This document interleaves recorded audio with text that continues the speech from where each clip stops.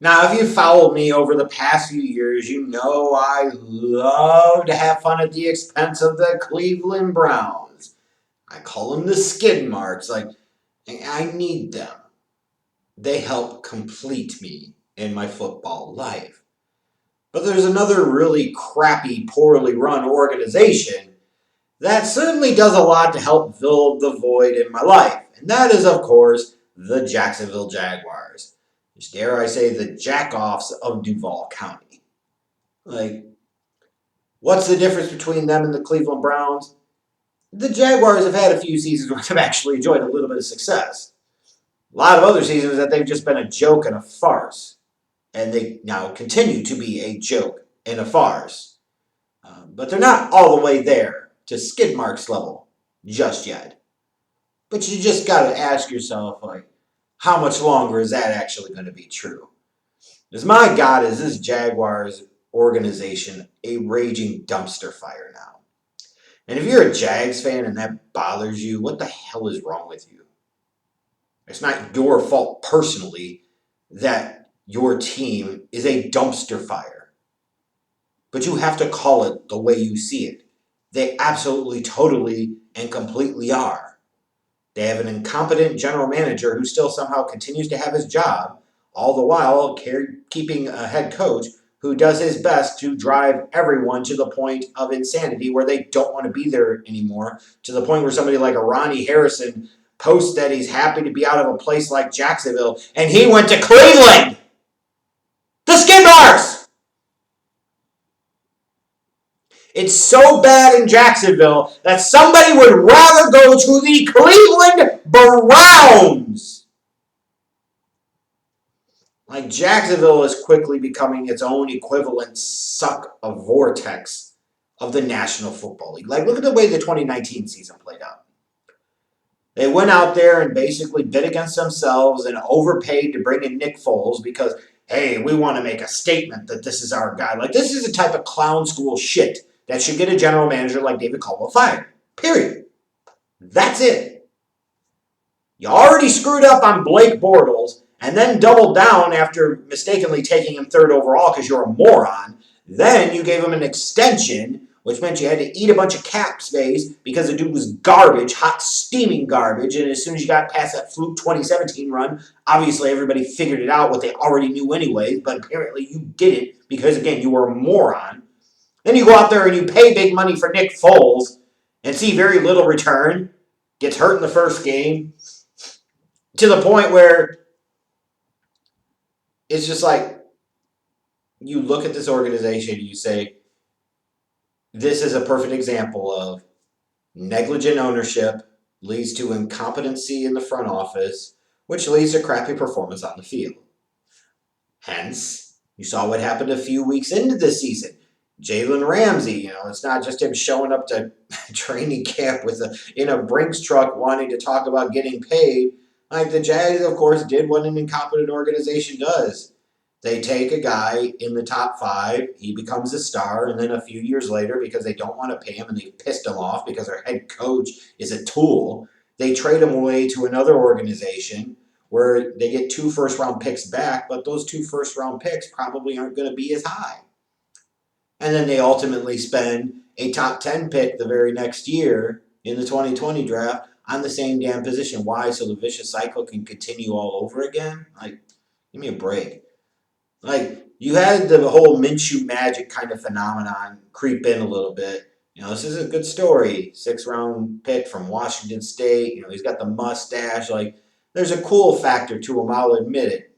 But he can only but create so much of a odor killer for the stench that is this team in Duval County. And Minshew could only do but so much. Now, you look at this team, they got off to a 4-4 start, so, as much as I'm ripping on them now, it wasn't like it was all bad. Like, if you get to 4-4 with your backup quarterback, a lot of teams will feel pretty good about that, and I would certainly think that Jags felt good about it. Their fan base, all 300 of them, felt pretty good about it. But then when you got to the London game and that loss to Houston, that was truly, to me, the season's defining moment. Because you just felt the whole time that Doug Marrone, being the dumbass that he is, was looking for any excuse that he could to put Nick Foles back in the lineup. Minshew picked a bad time to have a poor game. They got boat raced. They got housed. Nick Foles comes back in, and then, hey, what do you know? He ends up still sucking anyways, because guess what? He's not a long-term starter. How many teams have had him, and they realize that truth? And the Jags said, not only do we not realize that truth, we want to pay him more than we need to, because we need to make a statement.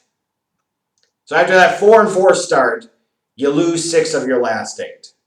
No playoffs for you. Big surprise.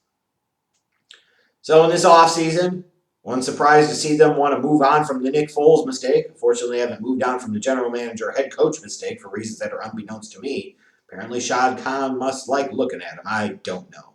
Because it certainly can't be based off of the credibility of their performance of the team on the field. It just can't be. Like, there can be no other justification, no other rational, logical reason. Like, it just can't be.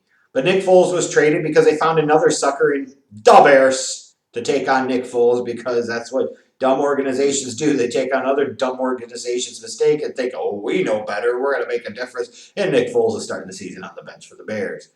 They traded away Calais Campbell for peanuts because, again, why would you want a veteran presence and leader and really good player on your defense? You don't want those. So they trade him away. It's not just that they traded him away to the Ravens to help make the Ravens even more loaded. It's that they got peanuts back in return for him. Good work when you can get it.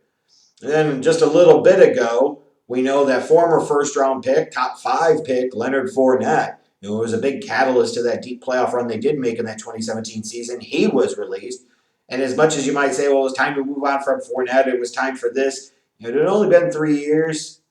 You look at a Fournette, and you say, was it really his fault? You know, like I mentioned earlier, Ronnie Harrison II, is so happy to get out of Jacksonville that he's bragging about being in Cleveland. There's a theme, there's a trend, there's a pattern. Where there's smoke, there is fire. Which brings me to the most important question of all. How do Doug Marrone and David Caldwell still have their goddamn jobs?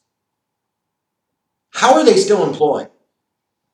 And you can make the argument if you're talking about Doug Marrone saying, well, in 2017 they did make the playoffs, so you're not that far removed from that. But yeah, he's a dumpster fire of a human being, and you can evidence that by all the players that are happy as hell to get out of there. They don't want any part of this mess. They don't want any part of this dumpster fire.